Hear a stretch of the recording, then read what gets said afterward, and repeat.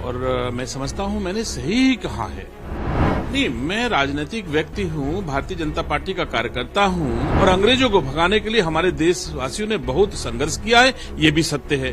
मुझे दुख है कि राहुल गांधी जी कह रहे हैं ये पुजारियों का देश नहीं तपस्वियों का देश है। नमस्कार, आप देख रहे हैं पंजाब केसरी और हमारे साथ बातचीत करने के लिए उत्तर प्रदेश सरकार के स्वतंत्र प्रभार मंत्री दिनेश प्रताप सिंह जी हैं। दिनेश जी, आपका हाल ही में एक बयान बड़ा चर्चा में आया है कि जो अंग्रेज हैं उनको बाहर की दिखाया जाएगा। तो वो कौन अंग्रेज है? क्या कोई पार्टी विशेष अंग्रेज है या फिर जो तमाम सैलानी आते हैं उनको उनके लिए बोला गया है?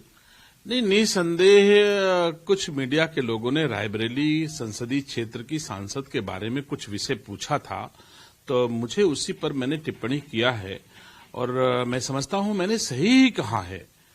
सोनिया गांधी ये नहीं कह सकती हैं कि मैं अंग्रेज नहीं हूं और हमारे अंग्रेजों को देश से भगाने के लिए जाने कितनी कुर्बानियां हमारे देशवासियों ने की है, कितनी शहादत दी है अंग्रेजों को देश से भगाने के लिए। और फिर भी अगर एक अंग्रेज हमारे रायबरेली में रह जाए तो बचे हुए देशवासियों का भी डर बनता है कि वो अंग्रेज हिंदुस्तान में रहने न पाए। तो मैंने इसी सेकेंड से बात कही थी। आपने अंग्रेज का जिक्र किया, लेकिन एक लंबे समय तक अगर हम बात करें तो उनके नेतृत्व में कांग्रेस पार्टी रही है, सरकार बनी हुई है, मनमोहन सिंह की सरकार रही है, तो कहीं न कहीं जनता ने स्वीकार किया है और इसी वजह से वो भी लंबे समय से यहाँ पर है, क्योंकि उनकी पार्टी में तमाम लोग हैं जो उनका सम्मान करते हैं। तो ऐसे में इस तरह का बयान कहीं न कहीं उनके लिए सीधे उनको टारगेट किया जा रहा है। नहीं, मैं राजनीतिक व्यक्ति हूं, भारतीय जनता पार्टी का कार्यकर्ता हूं और मुझे भारतीय जनता पार्टी की नीतियों के हिसाब से समाज में और मीडिया में अपनी अभिव्यक्ति करने का हक है और उसके आधार पे मैंने इस विचार को व्यक्त किया है। और मैं कहता हूं, चाहे सोनिया गांधी हो, चाहे कांग्रेस का कोई भी व्यक्ति हो, ये कह दे कि वो अंग्रेज नहीं है, इसमें कहां संदेह है? ना हमें संदेह है, ना हमारे देशवासियों को संदेह है। कांग्रेस को संदेह होगी तो वो कांग्रेस जाने, लेकिन हमको कोई संदेह नहीं कि सोनिया गांधी अंग्रेज नहीं है और अंग्रेजों को भगाने के लिए हमारे देशवासियों ने बहुत संघर्ष किया है, ये भी सत्य है।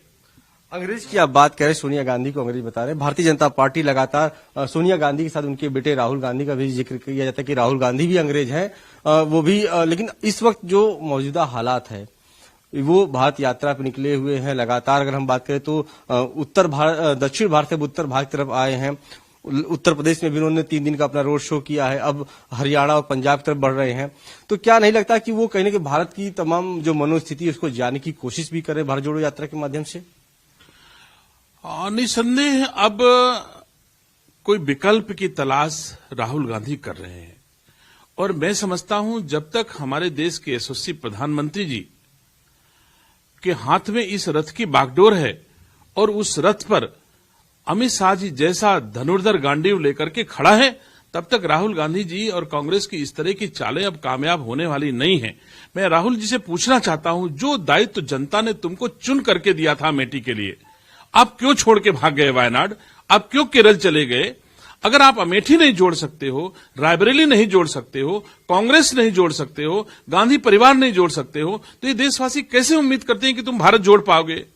तो भारत जोड़ने का ये ढोंग पीट रहे हैं और निसंदेह मैं कह सकता हूं राहुल गांधी किसी दशा में भारत नहीं जोड़ पाएंगे। भारत जोड़ने की बात छोड़ दीजिए, मैं समझता हूं कि गांधी परिवार में भी कई गुट हैं, कई अलग अलग लोग हैं, तो कम से कम परिवार ही जोड़ लेते। तो मैं तो समझता हूं परिवार भी नहीं जोड़ पा रहे हैं।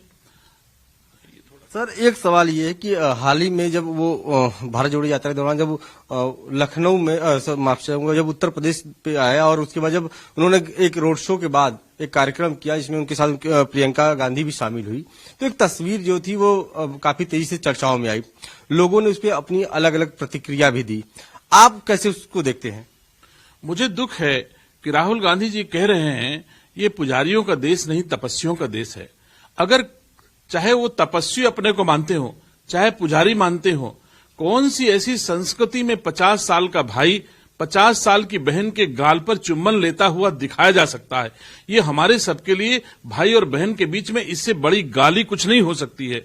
तो जो अपने को शिव भक्त कहता है, मैं नहीं समझता कि क्या शिव भक्ति में अथवा सनातन संस्कृति में ऐसा कोई उल्लेख है जिसमें भाई और बहन को चुम्बन लिया जाता हो।